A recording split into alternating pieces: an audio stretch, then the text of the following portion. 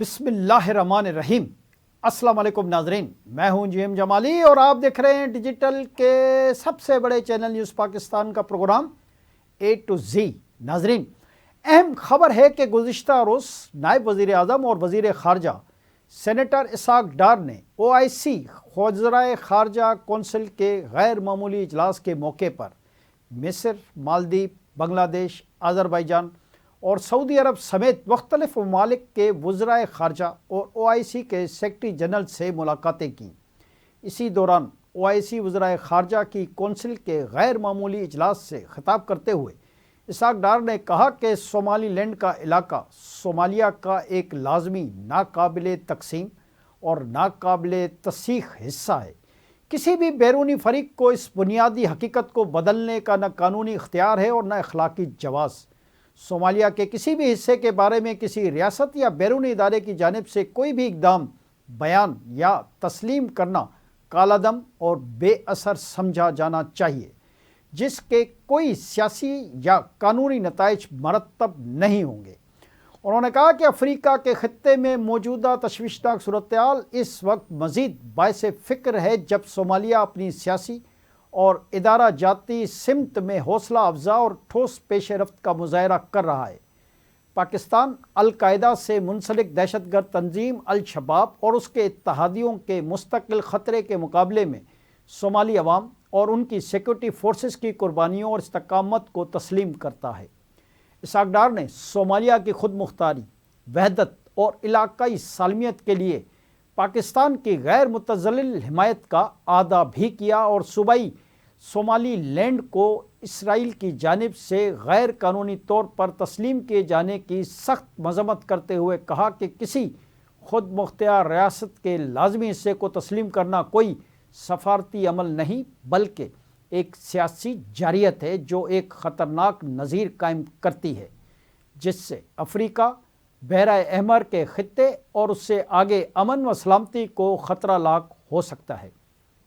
انہوں نے کہا کہ اسرائیلی اقدام صومالیہ کی بین الاقوامی طور پر تسلیم شدہ سرحدوں پر براہ راست حملہ ہے۔ بین الاقوامی برادری ایک آواز ہو کر صومالیہ کی خود مختاری اور علاقائی سالمیت کو نقصان پہنچانے والے تمام اقدامات کو مسترد کرے۔ اسحاق ڈار نے مزید کہا کہ پاکستان فلسطینی عوام کی جبری بے دخلی سے متعلق کسی بھی تجویز کو مسترد کرتا ہے۔ جموں و کشمیر کا مسئلہ جنوبی ایشیا میں تنازع کی بنیادی وجہ اور ایٹمی فلیش پوائنٹ ہے۔ اقوام متحدہ کی نگرانی میں اس تنازع کے پرامن حل کے لیے فوری اور مشترکہ کوششوں کی اشد ضرورت ہے۔ ہم OIC پر بھی زور دیتے ہیں کہ وہ جموں و کشمیر کے مسئلے کے منصفانہ حل کے لیے اپنی کوششوں میں مزید تیزی لائے۔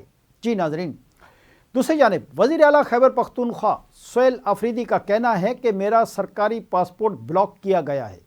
آئین و قانون کے ساتھ کھلواڑ سے اداروں کو نقصان ہو رہا ہے۔ کراچی میں سیمینار سے خطاب کرتے ہوئے انہوں نے کہا کہ اسلام آباد ہائی کورٹ کے 3 ججز حکم دے رہے ہیں کہ آپ اپنے قائد سے مل سکتے ہیں۔ اس حکم کو جیل سپرنٹنڈنٹ نے رد کر دیا۔ یہ بے توقری عدلیہ کی ہے۔ سہیل آفریدی نے کہا کہ جب تک وکلا کھڑے نہیں ہوں گے عدلیہ آزاد نہیں ہوگی۔ جتنی بھی تحریکیں چلیں سندھ ہائی کورٹ بار کھڑا رہا۔ انہوں نے کہا کہ پاکستان کی معیشت بری حالت میں ہے، نوجوان ملک چھوڑ کر جا رہے ہیں، 45% سے زائد لوگ غربت کی لکیر سے نیچے ہیں۔ ان کا کہنا تھا کہ 7.1% سے زیادہ بے روزگاری کی شرح بڑھ چکی ہے۔ انہیں صرف حکومت بچانی ہے، عوام کی ان کو کوئی فکر نہیں۔ وزیر اعلیٰ خیبر پختونخوا نے مزید کہا کہ سندھیوں کا دل بہت بڑا ہے، مہمانوں کو ہمیشہ عزت دیتے ہیں۔ کراچی میں تمام قومیت اور مکتبہ فکر کے لوگ موجود ہیں۔ سندھیوں نے کراچی میں تمام پاکستانیوں کو جگہ دی ہوئی ہے۔ اس موقع پر گفتگو کرتے ہوئے سیکرٹری جنرل تحریک انصاف سلمان اکرم راجہ نے کہا کہ ہم آئین و قانون کی بات کرتے ہیں۔ آئین ہمیں آزادانہ نقل و حرکت اور اظہار رائے کی اجازت دیتا ہے۔ انہوں نے کہا کہ آئین کو تار تار کر دیا گیا ہے، ہمیں آئین کو بحال کرنا ہے۔ عوام کے ووٹ پر ڈاکہ ڈالا گیا۔ کراچی کی گلیوں میں آزادی کی لگن کا عزم ہے۔ سلمان اکرم راجہ کا کہنا تھا کہ مصلحت پسند خاموش لوگوں سے پوچھتا ہوں، آئین و عدلیہ پر حملے پر خاموش کیوں ہو؟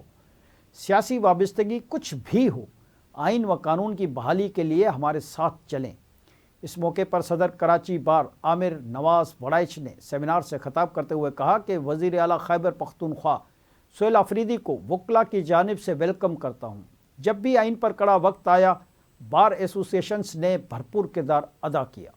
انہوں نے کہا کہ ہماری کسی سیاسی جماعت سے وابستگی نہیں، رول آف لاء کے لیے کھڑے ہیں۔ ہم کسی پارٹی کو سپورٹ نہیں کرتے، چاہتے ہیں سب کام آئین کے مطابق ہو۔ صدر کراچی بار کا کہنا تھا کہ 26ویں اور 27ویں آئینی ترمیم کو ہم پہلے ہی مسترد کر چکے ہیں، ایسی کوئی ترمیم قبول نہیں کریں گے جس سے عدلیہ کمزور ہو۔ جی ناظرین، دوسری جانب ترجمان سندھ حکومت سعدیہ جاوید نے کہا ہے کہ حیدرآباد سے واپسی پر سہیل آفریدی کی راہ میں رکاوٹ نہیں ڈالی گئی، سپر ہائی وے پر کام ہو رہا تھا۔ سندھ حکومت سیکیورٹی نہ دیتی تو کیا سہیل آفریدی حیدرآباد جا سکتے تھے؟ میڈیا سے گفتگو کرتے ہوئے انہوں نے کہا کہ وزیر اعلیٰ خیبر پختونخوا کو سعید غنی نے خوش آمدید کہا۔ سندھ حکومت نے سہیل آفریدی کو تمام سہولتیں اور سیکیورٹی فراہم کی۔ سعدیہ جاوید کا کہنا تھا کہ سیاسی دائرے میں رہتے ہوئے سیاسی سرگرمیوں پر ہمیں اعتراض نہیں تھا۔ قافلہ شارع فیصل پر پہنچا تو ریاست اور ریاستی اداروں کے خلاف نعرے بازی کی گئی۔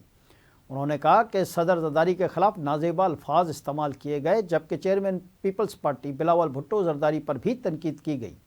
ان کا کہنا تھا کہ تحریک انصاف کو علم تھا کہ وہ جناح باغ میں بڑی تعداد میں جمع نہیں کر سکیں گے، اس لیے سہیل آفریدی کو پتہ تھا جناح باغ میں بڑی تعداد میں کارکن وہ نہیں لا سکتے، اس لیے سڑکوں پر خطاب کرتے پھرے۔